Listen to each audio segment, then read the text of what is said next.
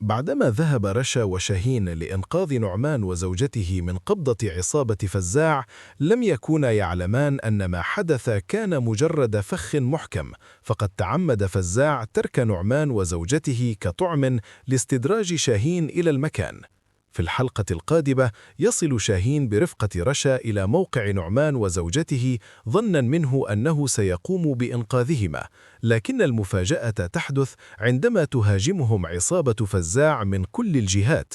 وبعد مواجهة قصيرة يتمكن رجال فزاع من أسر شاهين، بينما يتركون رشا تهرب عمداً حتى تذهب وتخبر والدها الشيخ صقر بأن شاهين قد وقع في الأسر.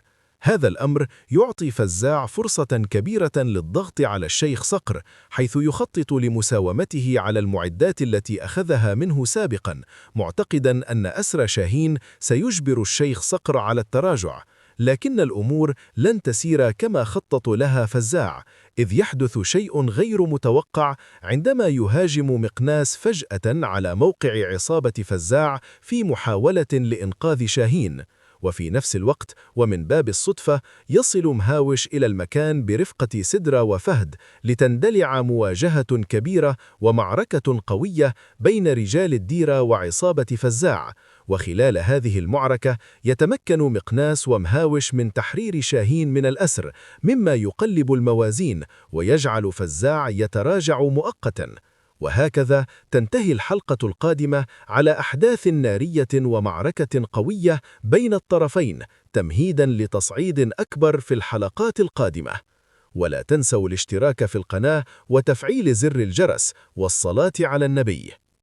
من هذه الأحداث تعد من أقوى التحولات في مسلسل دروب المرجلة الجزء الثالث، لأن وقوع شاهين في الأسر يرفع مستوى التوتر في القصة ويجعل الصراع مع فزاع يصل إلى مرحلة أكثر خطورة. فكرة أن فزاع استخدام نعمان كطعم كانت حركة ذكية منه، وتظهر أنه لا يعتمد فقط على القوة بل أيضا على التخطيط والمكر. في المقابل ظهور مقناص ومهاوش في اللحظة المناسبة لإنقاذ شاهين يعطي انطباعا بأن ميزان القوة ما زال متقاربا بين الطرفين، وأن المعركة بين الشيخ صقر وفزاع لن تحسم بسهولة. كما أن وجود أكثر من جاسوس داخل الديرة يزيد من الغموض ويجعل الأحداث أكثر تشويقا.